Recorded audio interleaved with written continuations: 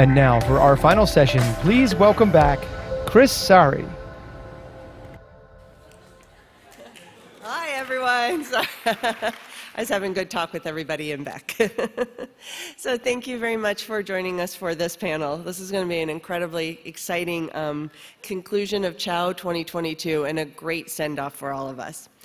This panel is called The Path Forward, and that's the whole reason for having this conference. The theme for CHOW 2022 is See the Future, because we need to be talking about what our vision is and what our actions will be for our oceans and Great Lakes 10, 20, 30, 50, and even 100 years down the road. Before we get our panel started, I want to welcome a wonderful ocean champion, Senator Sheldon Whitehouse from Rhode Island. He's the co-chair of the Senate Oceans Caucus. Senator Whitehouse devotes so much of his time speaking about the urgent need to address climate change in the government and in protecting our oceans, coasts, and the people and economies that rely on them. He founded the Senate Oceans Caucus for just this reason, to promote creative, bipartisan solutions for the challenges facing the ocean. Please join me in welcoming Senator Whitehouse to the stage.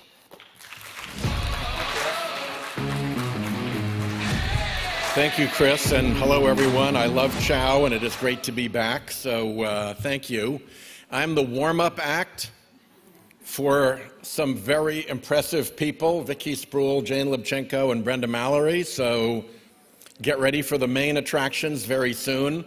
But I did want to take the chance to give you all a quick update on how things are moving in the Senate on oceans issues.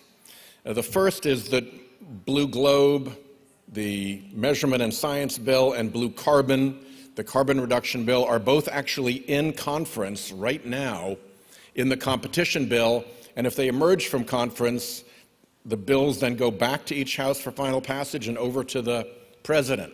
So that is very doable, within reach right now. We are working in the IUU fishing space on a big bipartisan pirate fishing bill that will build on, I want to say, 3 last national defense authorization bills, into which we've managed to insert improved enforcement and detection of illegal fishing internationally. So we're building on a good foundation, and we hope that this will be a very good IUU bill. My partner in that is Dan Sullivan of Alaska. Dan is also my partner on ocean plastic bills, and as you may recall, we did the Save Our Seas bill and then SOS 2.0, which laid the foundation for a very impressive performance by the Biden administration in Nairobi, setting the foundation for a global ocean plastics treaty, and we are in negotiation on what SOS 3.0 looks like. Again, in those areas, we've been able to work in a very bipartisan fashion. Indeed, many of the bills passed by unanimous consent, no objector coming to the Senate floor to stop the proceedings. So that's been a useful way of going forward. We haven't been able to do quite as much as I might like, but we've made steady, solid progress, and there's more to come. Now, the big thing we have to deal with is climate, because you can stop pirate fishing, and you can clean up ocean plastics all day long, but when we're dropping 14 zettajoules of extra heat into the ocean every day, look it up. What is a zettajoule? You should know. Things are going to change in dramatic ways, and when a third of the carbon dioxide gets absorbed and acidifies the ocean at a rate we haven't seen since geologic times, we've got really big problems on our hands, and we've got to get to work on that in a very serious way. We do have a window right now. The Senate has its so-called reconciliation bill, once known as Build Back Better, that passes with only 50 votes, and we have the prospect at this point of having 3 significant elements in the climate piece of that bill. One is the bulk of the Finance Committee's clean energy tax credits that we voted for and cleared out of the Finance Committee months ago. The second is my methane fee turned into the methane fee program in negotiations in the Environment Public Works Committee. And the third is a bill that we filed yesterday to create an international carbon border adjustment for the United States of America, so that if you are a domestic producer polluting and emitting above average emissions for your industry, you have to pay a fee. And if you are a foreign country emitting at above U.S. average emissions, the foreign industry has to pay an equivalent tariff. And with China 3 times more carbon inefficient than we are, that is a contest that we move into with an enormous advantage for American manufacturing. And there's a lot of Republican talk about carbon border adjustments, and there's some corporate support emerging, including from America's biggest cement company. So it's actually a real prospect that we end up with clean energy tax credits, the methane program, and a carbon border adjustment that bakes in carbon pricing.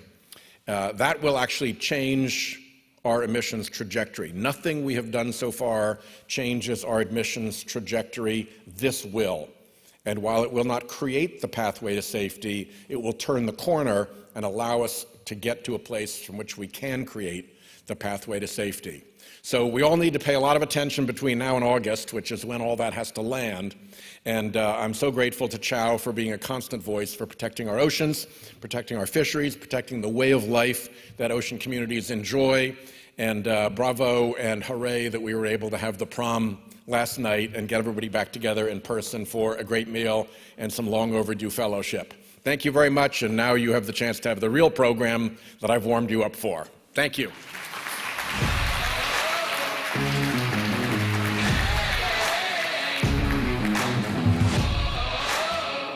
Huge thank you to Senator Whitehouse for his tremendous leadership on oceans and climate issues.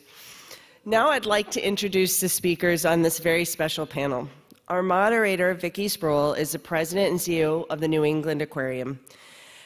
Vicki is a leading voice in marine conservation and philanthropy. She served as the president and CEO of the Council of Foundations and at the Ocean Conservancy. And she's one of the major voices that led to the passage of the Restore Act that directed essential funding to help the Gulf of Mexico ecosystem recover from the Deepwater Horizon oil spill. So we're very lucky to have her both as a moderator and participant.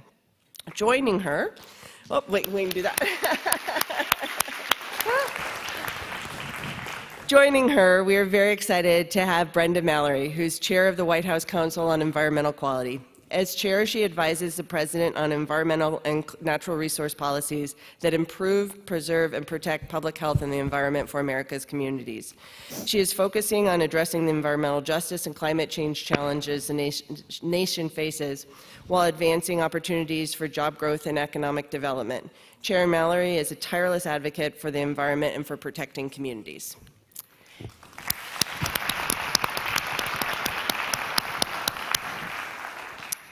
And joining both of them is Dr. Jane Lupchenko. Jane is currently the Deputy Director for Climate and Environment at the Whitehouse Office of Science and Technology Policy. Dr. Lubchenco is a marine ecologist and environmental scientist with expertise in the ocean, climate change, and interactions between the environment and human well-being. She champions the stronger engagement of scientists with society in finding durable solutions to environmental challenges. From 2009 to 2013, she served as the Undersecretary of Commerce for Oceans and Atmosphere and the Administrator of NOAA, and was the first U.S. Science Envoy for the Ocean from 2014 to 2016.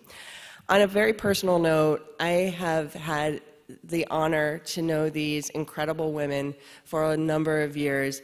They are just some phenomenal leaders. I've learned so much from them.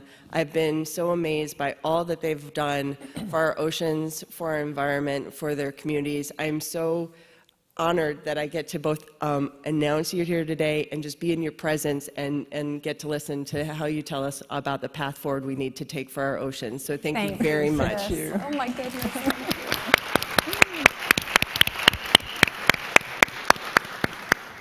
So hello everyone. This has been quite a couple of days, and I want to thank Kris for and her amazing team for putting on, I think, one of the best Capitol Hill Ocean Weeks I've been a part of, and I've been a part of all of them since the beginning. So, and thank you all for being here at the end of what I know has been a couple of intense days.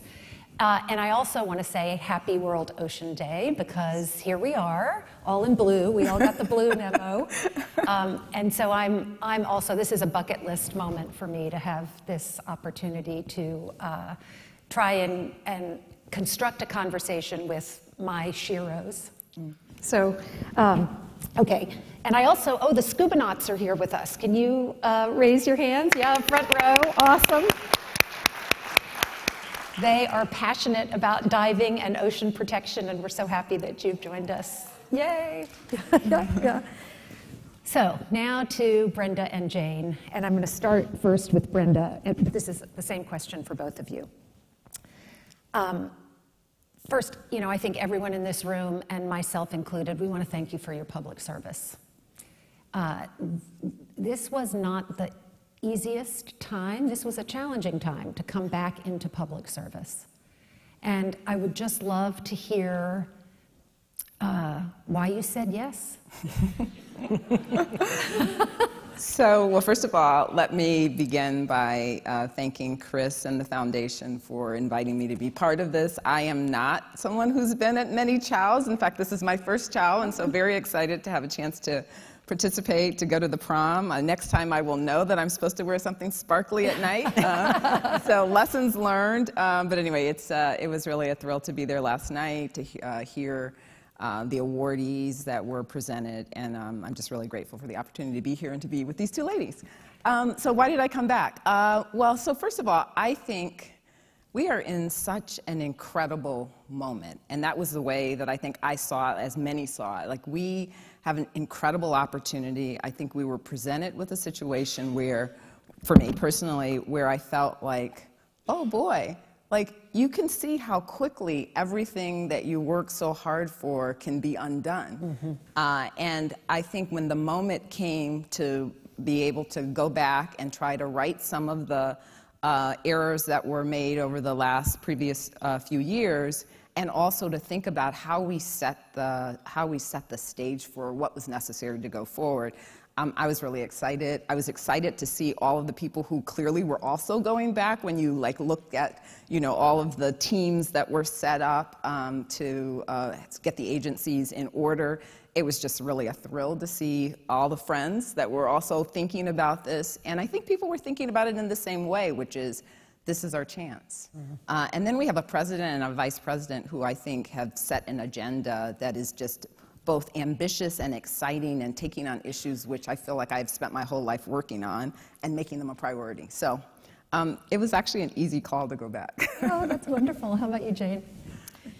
So I echo both of your thanks to Kris and to the National Marine Sanctuary Foundation, and to all of you for being with us today.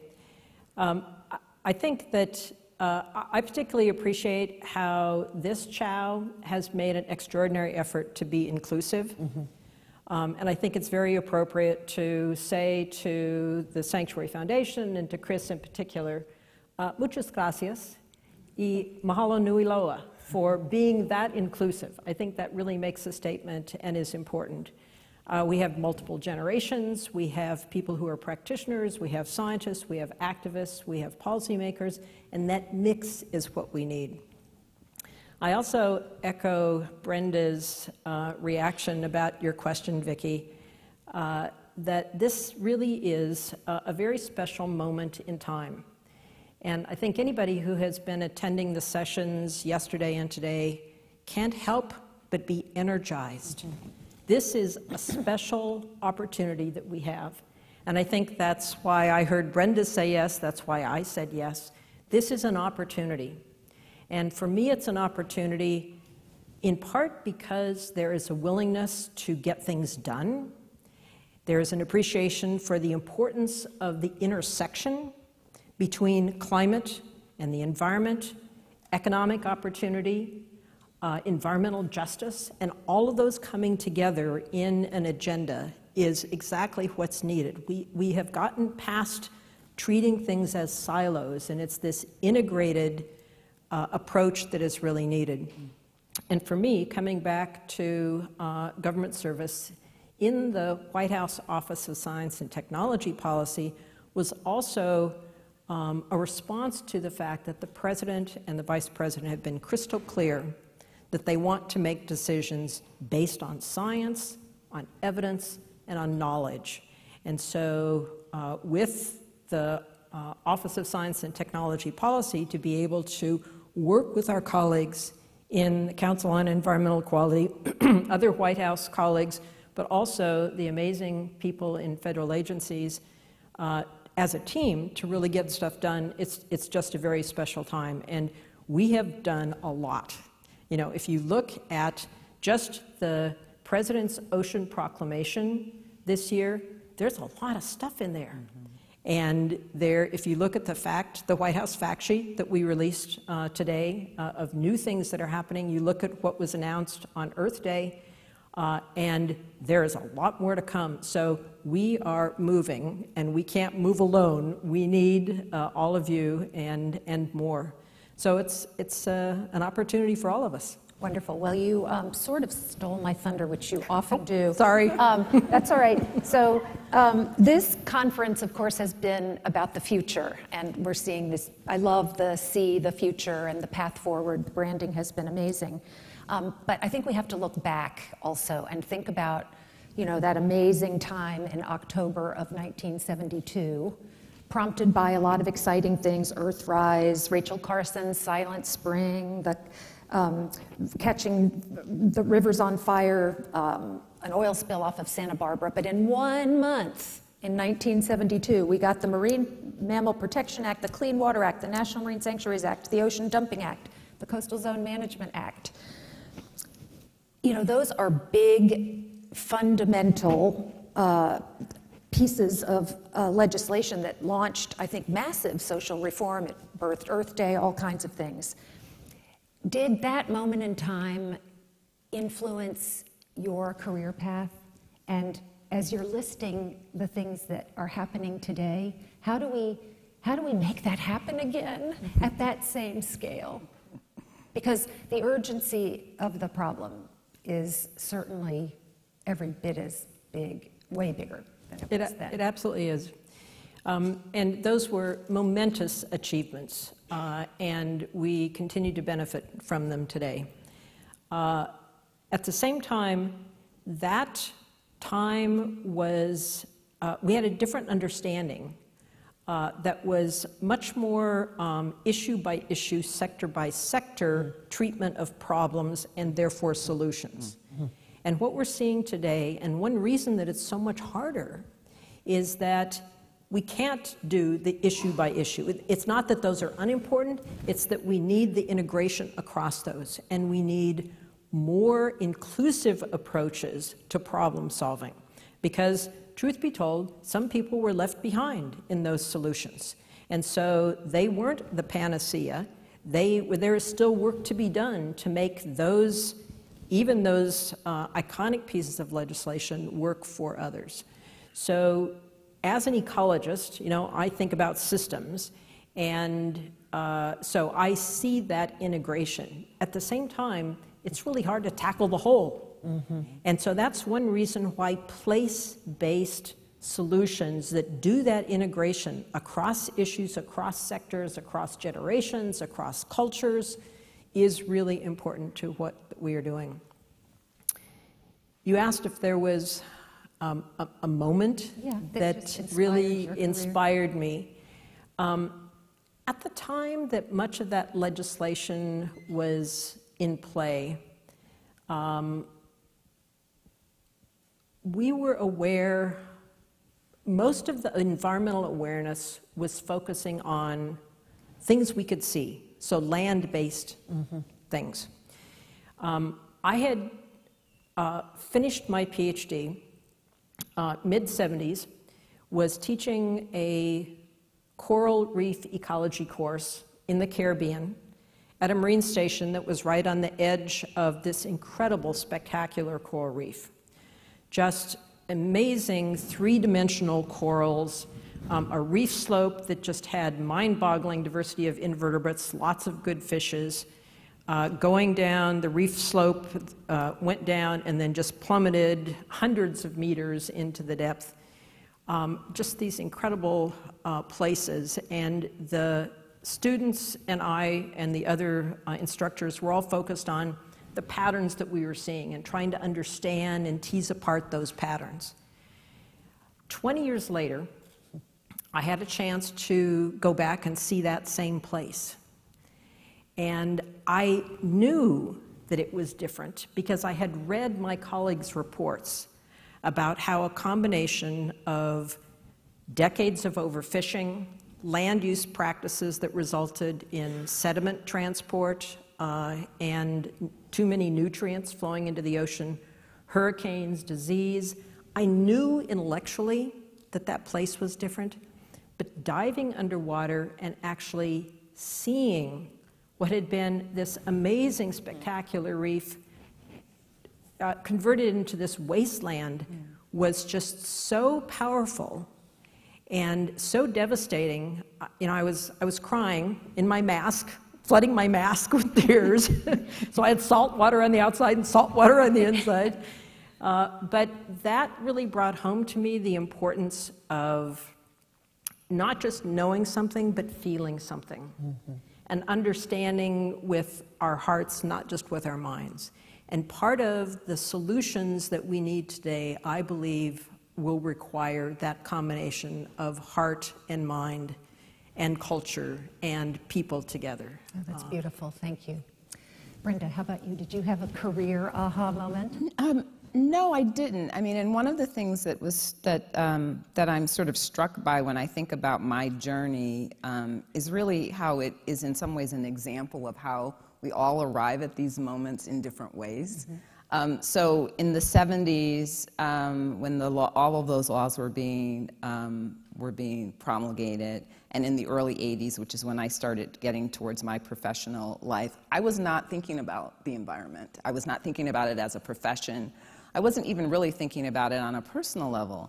I actually had the introduction to environmentalism from the perspective of civil rights. I worked at the Commission on Human Rights in Connecticut. That was my first professional job.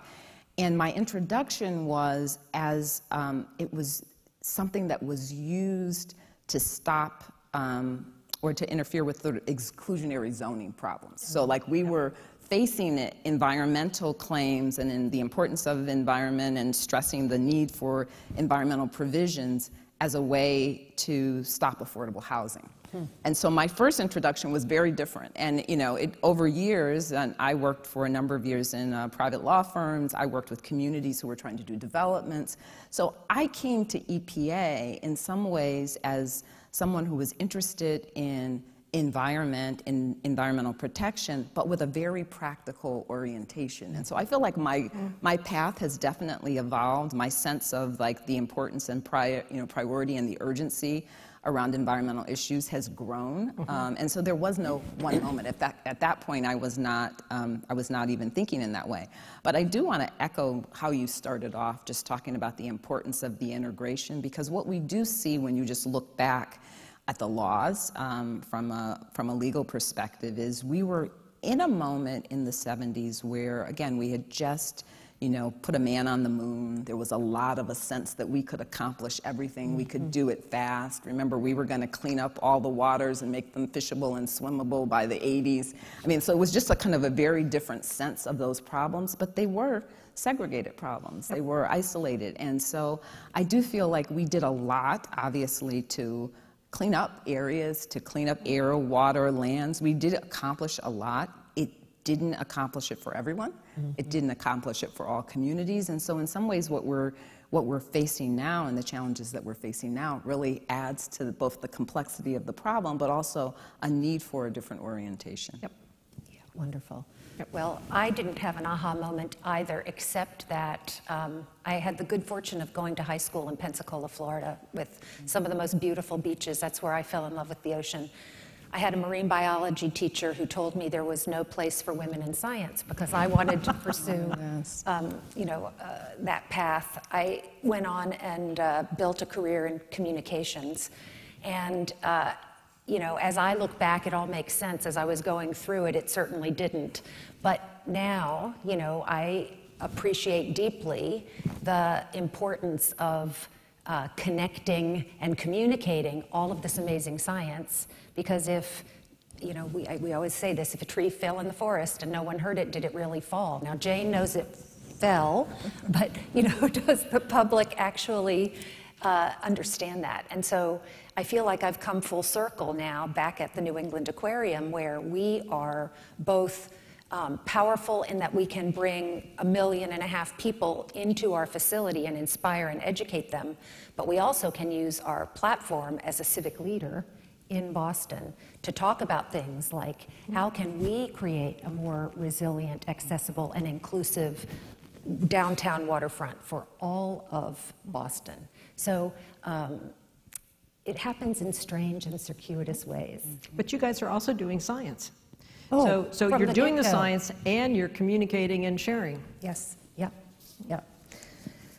Okay, so let's get to some meatier questions now that we know how everyone came to be. All right, so I'd like to ask, I guess, for your perspectives on where we've been, where we are, and where we're going. And Jane gave us a little teaser of all the great things that are happening. For Brenda, and I think you've sort of answered this, but what did the environmental legislation of the 70s accomplish, and how has the world around us changed what we need to see from science, policy, law? We talked a little bit about the integration, but so how do we make that happen? How do we accelerate that integration? Because time's running out. Yeah, well, I mean, again, as with most things, it happens kind of step by step. And so I do feel like the low-hanging fruit we've already kind of reached out at, except that I describe environmental justice as the unfinished business from our first 50 years. I love that. And so, I mean, I think, but in terms of like figuring out how we have to analyze issues, I think we're very far along in that. We actually have smart people who understand how our systems work. Getting everyone to talk to one another, getting that integration that we were just describing, I think becomes more important. But like programs are now set up with that in mind. I think like there's an understanding when you look at education programs now that the importance of that multidisciplinary aspect of the work is a much more common theme when you think about environmental programs and when you think about both, I know in law programs for sure, I'm sure that's true in science programs as well, like just sort of recognizing that you have to have that integration. And so we're kind of working towards that. I would say the how do you accelerate that? I mean, I think part of the acceleration occurs when we continue to emphasize the importance of it and show where it works. Like when you have those examples of situations where coming together has really helped to accomplish some goal in a much more effective way. Using that as a model, I think, is really important. Like your point about communications, I think is so true on so many levels. Like being able to not only see good things happen, but making sure that you're communicating it in a way that people can appreciate the progress that's being made and the opportunities that are being created. So Jane, you have been a systems thinker, you're an ecologist, you're an integrator, you think in interdisciplinary ways. You've written and spoken eloquently about how the ocean can be a solution to so many problems we're facing. Your wonderful quote that the ocean is not too big to fail, nor is it too big to fix, it's too big to ignore, I think is a big part of the path forward. So what does that mean to you today in your current role, and how do you translate that into a policy agenda? How long do we have? Yeah. So, I think we've been talking about sort of the past, and I think it's useful to just think about the fact that for most of human history, people have thought of the ocean as being so immense, so bountiful, so resilient that there was absolutely nothing we could do that would actually impact it. It was just too big. And that's sort of the too big to fail. That was sort of the mentality about the ocean. And some people still think that today, which is why there's a move to exploit more and go farther and et cetera.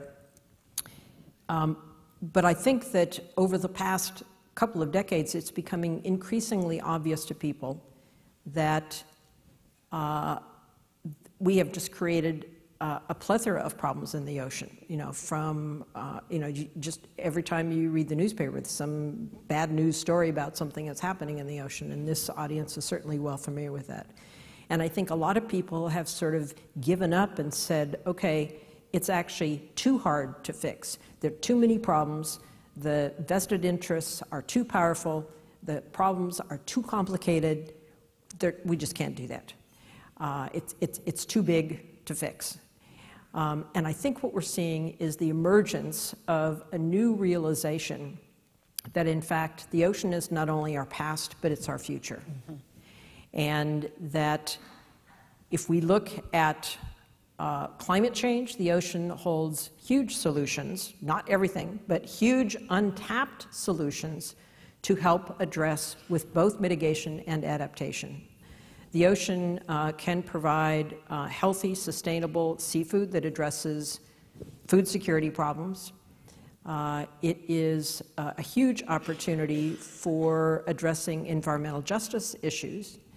And it's critically important for national security. Mm-hmm. So one issue, and the opportunity to provide renewable energy. So we are actually seeing the ocean as a source of solutions.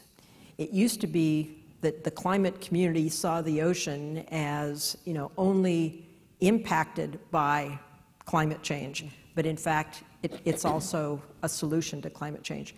So that realization, that change in mindset, that framework gives us new opportunities. And so much of how we think about things and the meta messages that we use can either constrain our thinking or liberate our thinking. And so thinking about the ocean as a source of solutions is exactly what this administration is doing. And that's why you see a very significant move toward tapping renewable energy from the ocean. Mm-hmm. That's why you see the U.S. joining forces with other like-minded nations through the high-level panel on a sustainable ocean economy, 16 other nations that are agreeing to think holistically about how do we protect effectively, produce sustainably, and prosper equitably. All three of those P's as equally important. And so that's part of the agenda that we are now in the process of implementing. And if you see the President's Ocean Month proclamation, you see the fact sheet that we released this morning, those are full of many of these ocean solutions that need to be in combination with the land-based solutions. So you guys are wearing blue. I'm wearing green and blue because they are connected, right? Yeah, and it's both together that we need. So that is part of the way forward. Well, that's a perfect segue to talking about. Let's get into some more detail and about things that we are already doing. Let's talk about the America the Beautiful program to conserve 30% of America's lands and waters, blue and green, by 2030. I wonder if, Brenda, you can just tell us a little bit about that. What does success look like for you in that program? Yeah. I mean, one of the things that's great about the America the Beautiful program, and in some ways your description about how we've now realized how the ocean is part of the solution kind of fits into that. I think a basic theory of the case that sort of guides a lot of the administration's actions is this notion that we have a huge crisis when it comes to climate, and that crisis really requires us to be thinking about all places as an opportunity, right? So there used to be a time we didn't think of public lands as part of the solution either, right? Yep. But we now recognize you have to look everywhere to see what we can do to tackle this. You have to include everyone because everyone both is going to be impacted and has an opportunity, and you also have to bring together all of that sort of expertise that is reflected kind of across our country. That's the business community, that's the academic community, that's the bureaucrats. I mean, it's like everyone has a role. And so I think that in some ways, America the Beautiful really like taps into that idea. It is a concept that is based on the notion that in every community, there is great conservation that is going on that we want to scale up. We want to not necessarily be trying to reinvent the wheel on everything. We want to appreciate where there's great work occurring and scale that up. And we want to do it in ways that recognizes that our goal isn't just some number. Our goal is to reflect on, is to sort of recognize that with the work in conservation, we're having positive impacts on communities, on the way they live, on the way that they work, on the way that they play. Like all of those things are integrated in the idea of America the Beautiful. And so our goals are really set on tapping into what we can find at those regional levels. Like you, Jane, used the phrase, regional-based solutions. Like we have opportunities in different regions that we can really build on because of work that has already started and that we can sort of take advantage of. And so, for the Southeast, the solutions are going to be very different than they will be for the Northwest. And sort of recognizing that and figuring out how you really take advantage of what's already begun, but also use that and leverage that to kind of lead you into a place where we have greater success. And equity is like a key to everything that we're talking about in this administration. And so under America the Beautiful, like we've put a lot of emphasis on thinking about how you make sure that those nature-based solutions that we think are so important actually are across the country, that every community has some of the benefit of that, because we know that there's something like can be like a 17-degree difference in areas from heat where people have trees and where they don't. And right, so like we have a problem that we have to address for people who live in communities that are nature deprived, and we also developing these nature-based approaches would help that community writ large, but it also helps our larger goals at climate change. So I think all of these pieces are really like coming together. Yeah, that's exciting. So Jane, you talked about data and using data to drive decisions, but how do we redefine maybe how we think about data and think about traditional and indigenous knowledge, think about local knowledge, scientific knowledge? How do we redefine the body of data from which we make decisions? And how does that happen in real time when management decisions are being made? So this is another area where there's just such exciting work that's underway right now. And talking about America the Beautiful, I think, is a really great case in point. We are required to base our decisions on science and evidence. We have the Evidence Act. We are required to do that. The challenges in doing that are partly making the wealth of data that exists more transparent and accessible and understandable and usable. So there's a data and information sharing component of this. But more to your question is the recognition that in addition to science and the way we tend to think about it, there is a rich amount of knowledge in indigenous communities that for which we are attempting to elevate and bring into federal decision making. And the America the Beautiful is a good case in point, but across much of what we are doing. So CEQ and OSTP, Council on Environmental Quality, Office of Science and Technology Policy, announced last November, the President announced at the Whitehouse Native American Summit that we were launching a new activity to elevate the importance of indigenous knowledge, traditional ecological knowledge in federal decision making. And we are now working together with colleagues across the federal agencies to define exactly what that means and to provide guidance to the agencies so that in addition to using science, they can take advantage of, that's not the right word, in addition to using science, they can be aware of the opportunities. And so again, we're elevating the importance of traditional and indigenous knowledge in decision making. And that's playing out on the ground in a variety of ways. For example, off the coast of Alaska, the Northern Bering Sea Climate Resilience Area was created through executive order and is co-managed, co-stewarded by a federal task force and an intertribal advisory committee that represents about 70 different tribes in the Northern Bering Sea region. And so here we have the coming together of tribal knowledge and federal science that is working together to co-manage and be co-stewards of this region. So it's playing out in real time, and that's just a single example. Wonderful. Mm-hmm. Yeah, that's super exciting. So you've talked about nature as solution, both of you, both land and water.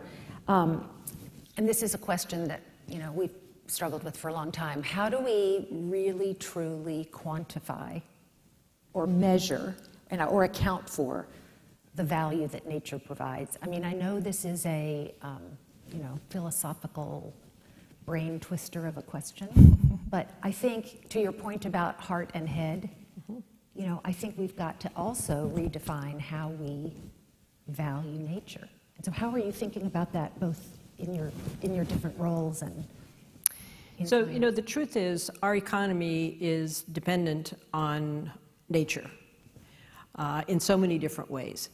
And yet, because of the way we track economic activity, nature is absent from that. And so we know that it's important, but we don't have ways of measuring it. And if you ask people how we track the economy, people will cite GDP, number of jobs, those kinds of indicators, which are admittedly incomplete. And for that reason, we have the president announced on Earth Day that the U.S. is now starting a system of natural capital accounts and associated environmental economic statistics as a way of building on work that's already underway in agencies. For example, NOAA and the Bureau of Economic Analysis already track economic activity from the ocean in certain areas. We'd like to expand those. And so there's a more comprehensive understanding of how nature is contributing to economic activity. Right now, we have no way of seeing how changes in nature are going to affect economic opportunities. We will once this is in place. And so that's actually a very exciting. And it doesn't say, no one is saying that you have to put, that the only value of nature is economic value. Mm-hmm. We're saying we're missing the boat in being able to make the smartest possible decisions if we don't understand what the trade-offs are, economic as well as other. Mm-hmm. So nature has lots of different values. We need to track and account for the economic values in addition to valuing it in and of itself and for other things that it brings us, whether it's solace, inspiration, mental health, all the things that people want and get from being in nature. That's really important. Mm-hmm. So it's a more holistic approach to the economy. Brenda, how's CEQ thinking about this? Yeah, I mean, I think obviously we're very much working with OSTP and other agencies on that issue as well. I mean, ecosystem services is a place that, and that topic has been under discussion for a long time, and we've sort of struggled with it, I think, over the years, in part because I think initially there was some resistance to the idea, as you alluded to, but also just how you do it is challenging. And I think right now, I think we recognize the importance of tackling that challenge. And so there's work that is ongoing to figure out how do you best take advantage of or understand what all of the values are and services that are being provided by nature and make sure that those are reflected. And I think part of it is really, again, back to our communications point, I mean, we keep talking about the harms and the crisis, and we need better ways to help people understand what we mean. And the ecosystem services, as an example, is one in which you can talk to people about those various values, but they may not be thinking of those values as necessarily being impacted by the activities or by your efforts in climate change or whatever area it is. And I think that we're trying to make that part of the communication so that people can really appreciate what the loss is. Yeah, and it's sort of like your coral reef example and shifting baselines. Unless you knew it was beautiful and you only saw it for the first time when you went back. So true. You know, so I think the more we can storytell and have images and really do not just past, but future and then future. So, you know, this is a wonderful conversation. I could be here all afternoon with you two, but what gets you up out of bed every day, Brenda? Like, what are you hopeful about? I mean, this is a crowd of really interested, invested people in these issues. How can all of us help you both? So what are you hopeful about, and how can we engage to really maintain this momentum that we've got 2 years? Yeah, I mean, well, first of all, I mean, I in some ways, I feel like the passage of time over the last 14, 15 months, I would not say that is dampened, like, my sense of the mission. I think in some ways, as with most things, the challenges are different maybe than we might have anticipated, or greater than I might have anticipated.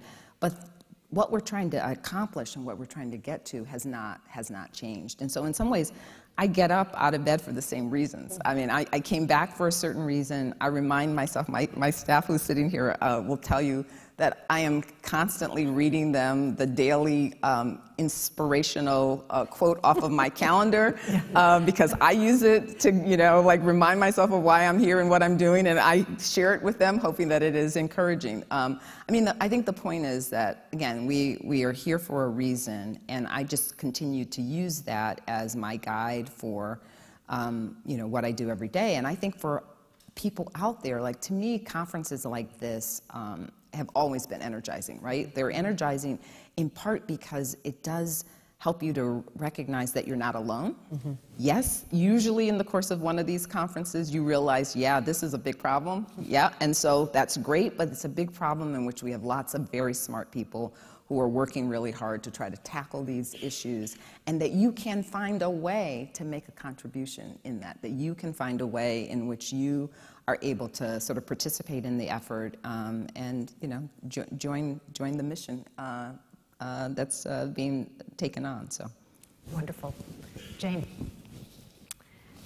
So I'll give you a nerdy answer. Okay. No.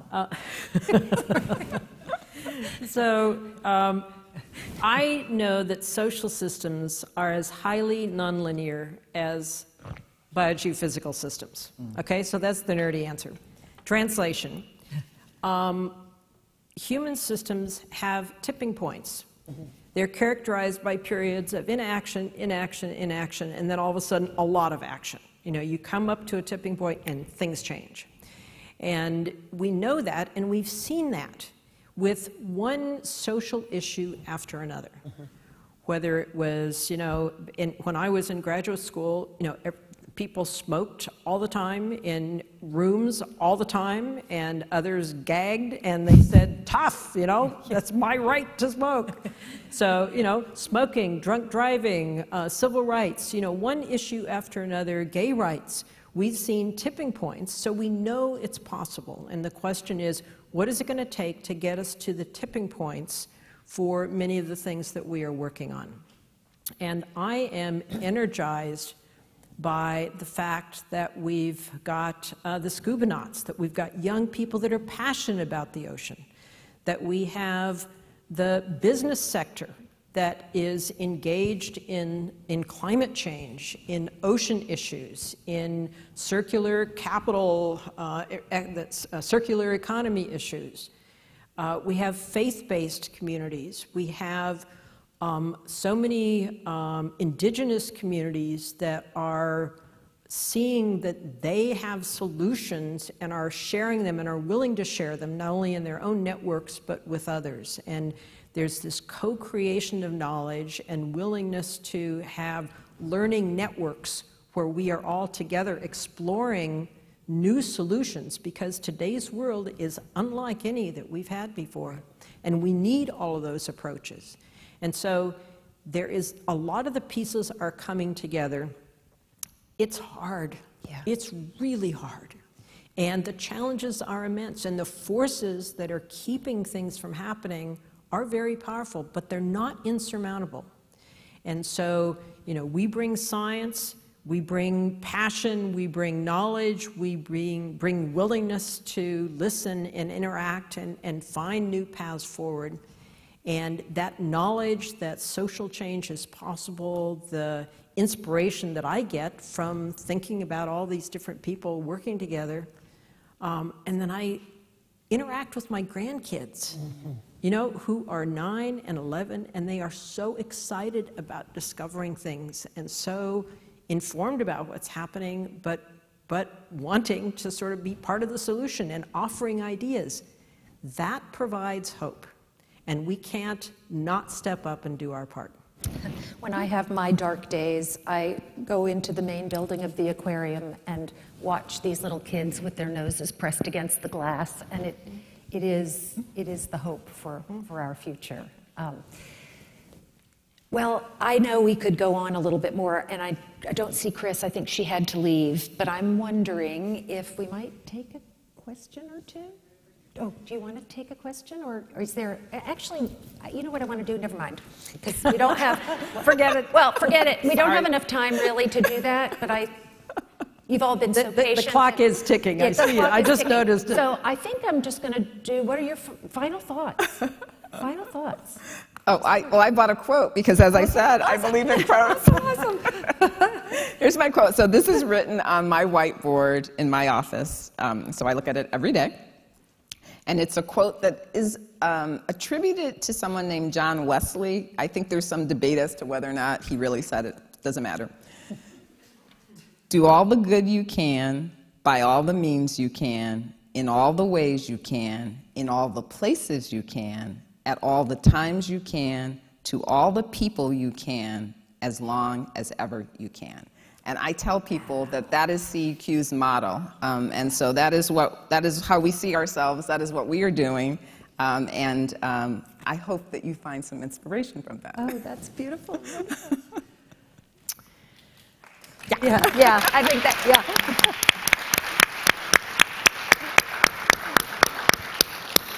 So your quote reminds me of one by John Gardner. And I'm not going to be able to quote him verbatim, but it's something to the effect that we are constantly faced with incredible challenges that are dressed up as insurmountable problems. And I think, you know, it's just sort of a glass half full, half empty statement. And so, you know, I think seeing that knowing that there are ways through being open to finding new solutions from any place and being willing to work together is going to be key. So I didn't bring a quote, but one that I will add to the discussion is, and it's sort of my motto, it's always impossible until it's done. Until it's done. I love that one. Yep. So thank you all for being with us. Thank you, Kris. Thanks to the foundation. Thanks to these amazing women.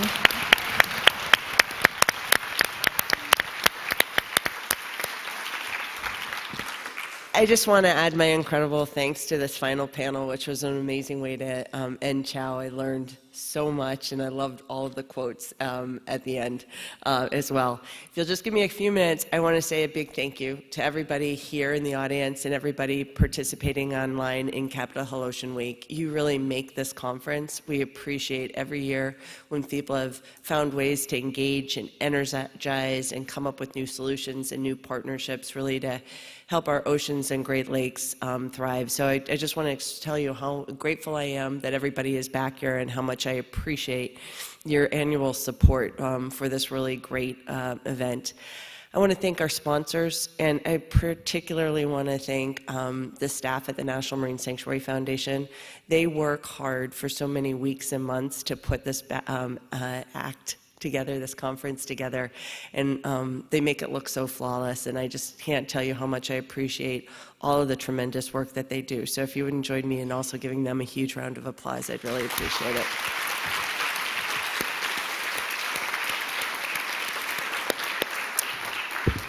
And one last thing, we'll be back here next year, so I hope everybody will join us both again virtually and in person for CHOW 2023. Thank you very much, and have a really great afternoon.